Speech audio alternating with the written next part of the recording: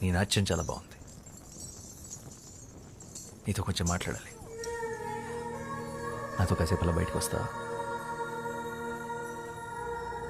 నీ పేరేంటి?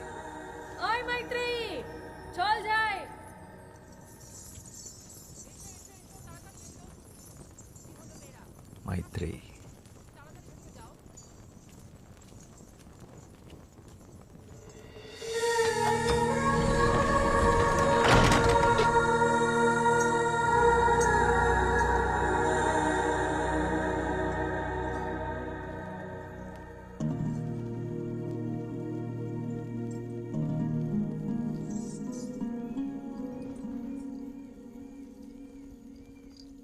ఏంటి ఇంకా పడుకోలేదా? ఏం ఆలోచిస్తున్నావు? శశి, ఇందాక ఏమైందో తెలుసా? నన్ను ఒకతను తనతో పాటు బయటికి రమ్మని అడిగాడు. బయటకంటే? పూర్తి బయటికి, గుడి బయటికి. నిజంగానా? అవును. మరి వెళ్తున్నావా? ఏంటే వెళ్ళేది? మనం ఎవరో తెలీదా? ఆయన ఎంత ధైర్యం అలా ఎలా అడుగుతాడు? మనం కూడా మనుషులమే అనుకొని అడుగుంటాడులే పాపం. అయినా నేను నీ స్థానంలో ఉండుంటే అటు నుంచి అటే వెళ్ళిపోయేదాన్ని. వెళ్తావు, ఎందుకు వెళ్ళవు? మనం ఇలా మాట్లాడుకున్న విషయం ఎవరైనా విన్నారంటే కాళ్ళు వెరగొట్టి కూర్చోపెడతారు. నోరు మూసుకొని పడుకో.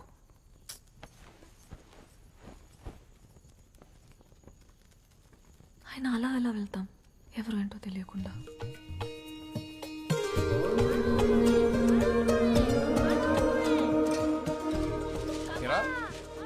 కలకత్తాకి వెళ్ళాలన్నా రాయాలన్నా అర్థం లేరా, తొందర ఏముంది?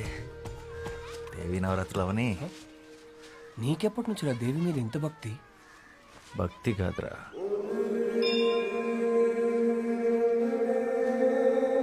ప్రేమ.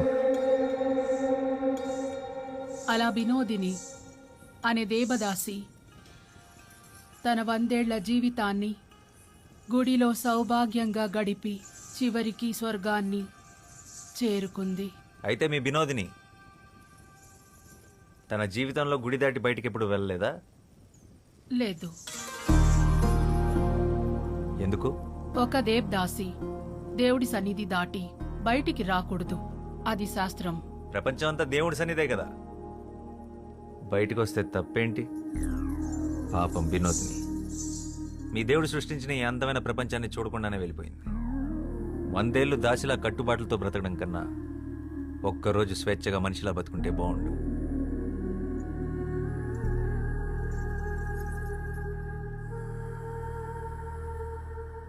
అందరూ వరుసన వచ్చి ప్రసాదాలు తీసుకోండి.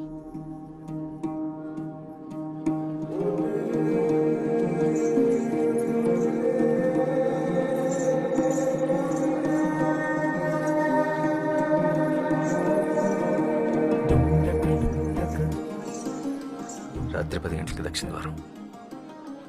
నీకోసం ఎదురు చూస్తుంటాను.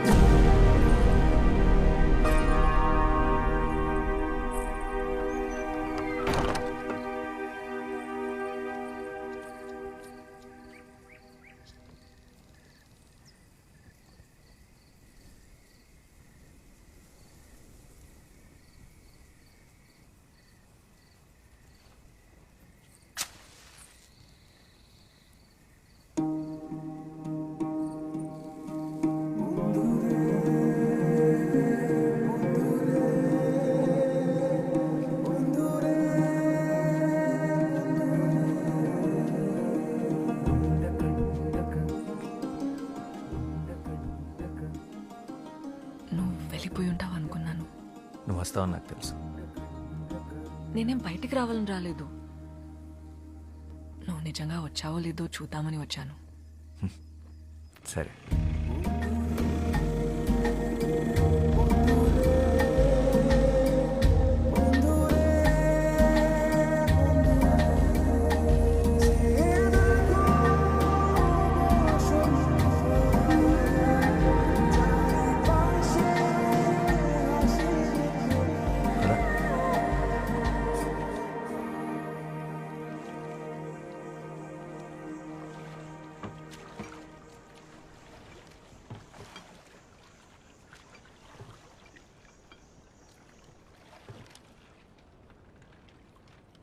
మైత్రేయి గుడి పెట్టిన పేరు కాదు, అమ్మా నాన్నలు పెట్టిన పేరేంటి?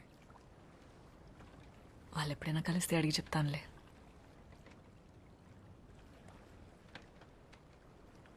అవును, తెలుగు ఎలా వచ్చు? ఆంధ్ర గురువుల దగ్గర కూచిపూడితో పాటు తెలుగు కూడా నేర్చుకున్నాను.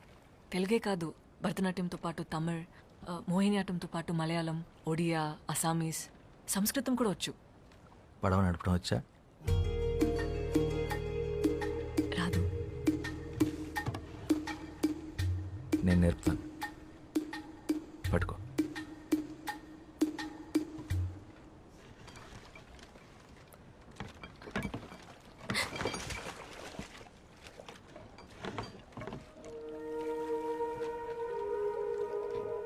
ఈ సృష్టిలో ప్రతి పని రెండు విధాలుగా చేయొచ్చు. ఒకటి భయంతో, రెండు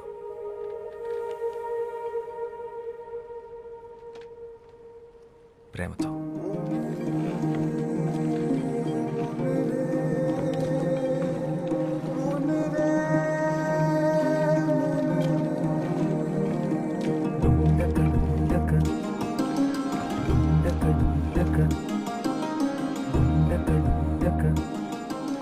నువ్వు నాట్యం చేస్తావే అలా.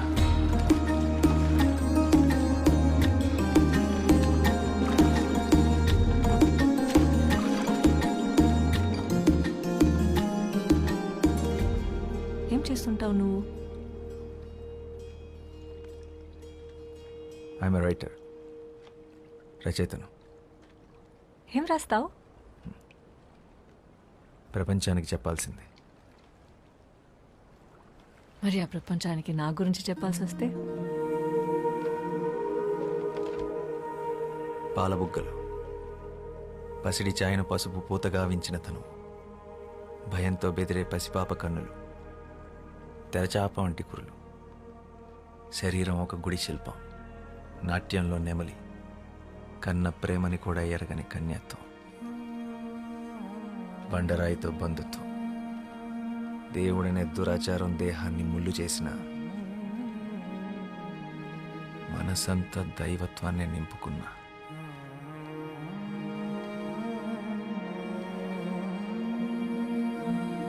అమ్మో, తెల్లవారేలా ఉంది. నేను వెళ్ళాలి, నన్ను తీసుకెళ్ళండి.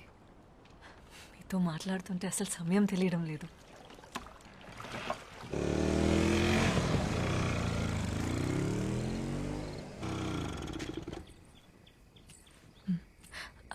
అవును, నీ పేరేంటి? శ్యామ్ సింగరాయ్. ఆ